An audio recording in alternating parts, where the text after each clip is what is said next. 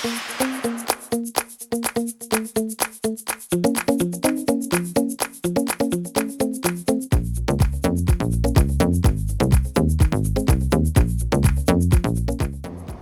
est maintenant à 5 jours de l'ouverture de la fête. Tout indique que dans un contexte à beaucoup d'égards sombre, difficile pour les familles populaires, pour les gens, où la perspective est très obstruée, où nous avons des dirigeants au pouvoir aujourd'hui qui saccagent la gauche, va sortir mercredi, je crois, un livre d'un journaliste écrivain, qui montre la duplicité de celui qui occupe le plus grand palais de notre pays aujourd'hui, et donc il est difficile aujourd'hui de penser qu'il va changer un tant soit peu par lui-même les choix, les rails sur lesquels il est, si on ne réussit pas à construire un rapport de force, un mouvement populaire suffisamment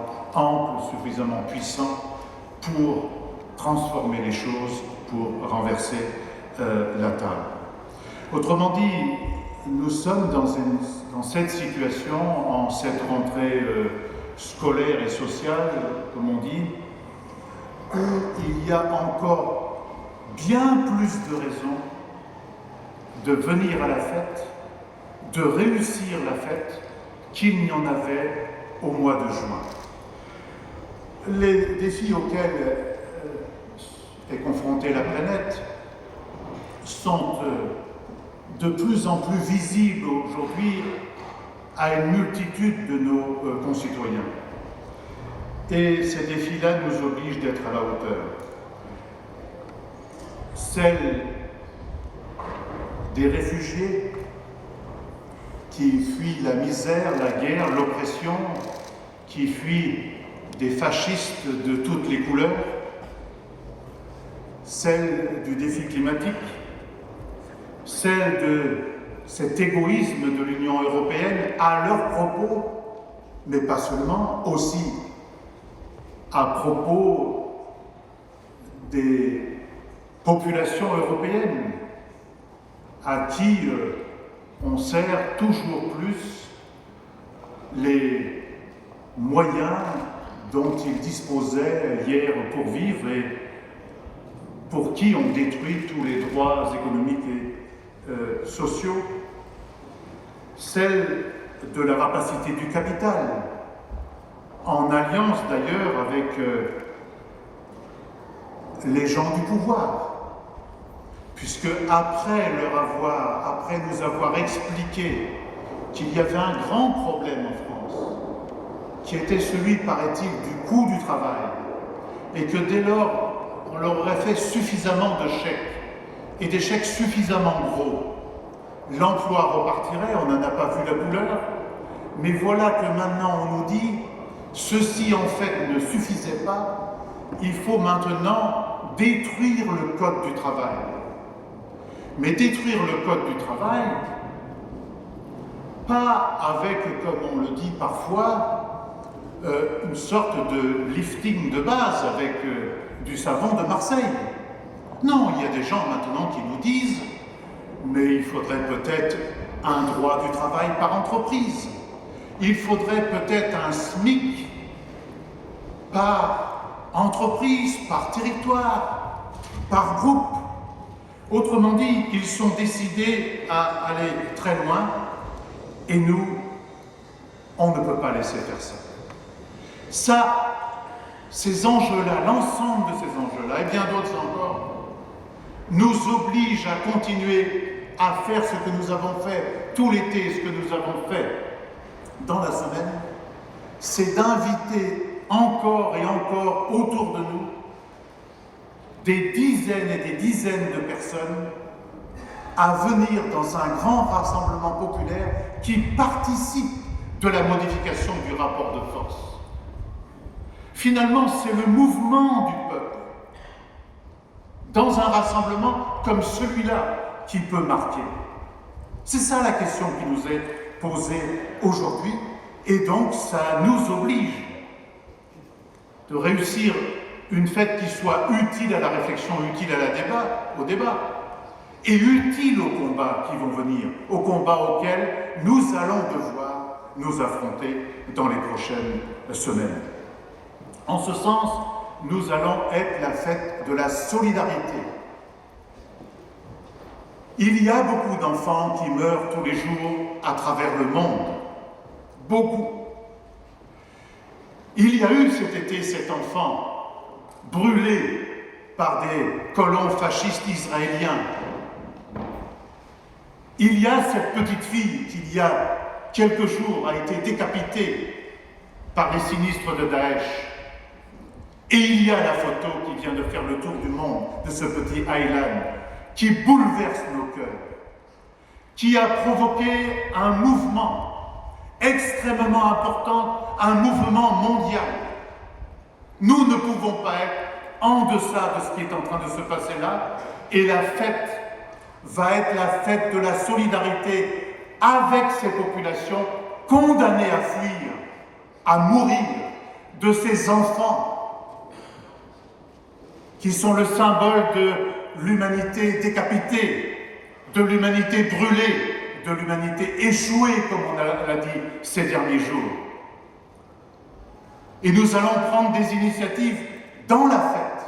Il y en avait un certain nombre de prévues.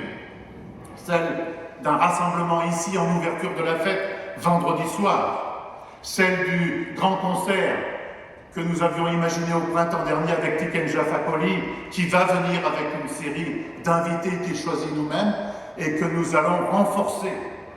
Nous envisageons à la fin de son concert avec lui une initiative d'ampleur devant le public de la fête avec un certain nombre de personnalités dont Aminata Traoré qui est en route pour venir vers la France. Et une des forces de cette fête, un des axes de cette fête va être de porter la question non pas de la conférence climat, ça c'est un discours, mais la question de la réussite de la conférence climat.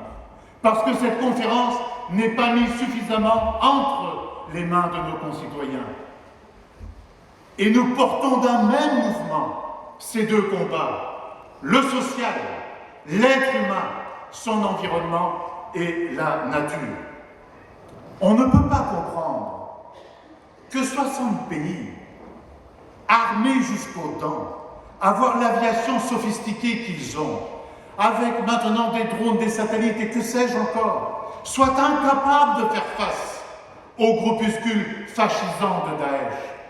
Et on ne peut pas comprendre que, en Turquie, pour les besoins politiciens du président Erdogan, qui veut avoir les pleins pouvoirs, la Turquie, dont je rappelle qui est membre de l'OTAN, se met à bombarder les positions de ceux qui précisément veulent faire reculer Daesh, c'est-à-dire nos frères et nos sœurs kurdes, ceux du PKK comme ceux de PID. On ne peut pas le comprendre. Et donc, nous allons développer ici dans la fête la solidarité à nouveau. Nous espérons, ce n'est pas définitif encore, que les commandantes puissent venir, celles qui avaient été les invités de l'humanité cet hiver. Et nous allons porter cela comme nous allons continuer à porter le combat pour la libération de la Palestine. Donc dans cette solidarité que nous avons développée dans ces débats et ces combats que nous allons faire germer, mûrir dans la fête ou grandir, il y aura ce grand forum européen de solidarité avec le peuple grec et contre l'austérité et les dettes, qui auront lieu ici à un certain nombre de débats, qui auront lieu à d'autres endroits dans la fête, dont au stand du Conseil national du Parti communiste. À ce propos, je veux dire que viendront à la fête tous les anciens ministres grecs qui le voudront, puisque nous les avons invités. Il y aura beaucoup de monde à la fête, beaucoup d'invités. Et enfin, évidemment, la fête c'est une fête de préparation, d'amplification de notre campagne des élections régionales. Et du travail est en cours, je ne vais pas revenir là-dessus, Pierre en dira deux mots. La fête, elle vous appartient à vous. Faites-en votre affaire, faites-en une grande affaire. Pour nous, évidemment, parce que nous passerons des bons moments ensemble pendant 3 jours, parce qu'il y a le militantisme, excuse-moi de dire cela, Pierre, mais il y a beaucoup de choses dans cette grande ville, depuis les concerts, les expositions, tout ceci, avec des artistes merveilleux qui nous rejoignent. Et puis, j'ai parlé ce matin avec le maire de La Courneuve. Il m'a dit qu'il allait prendre un arrêté municipal pour qu'à partir de jeudi jusqu'à dimanche soir, il y ait un temps magnifique sur cet espace.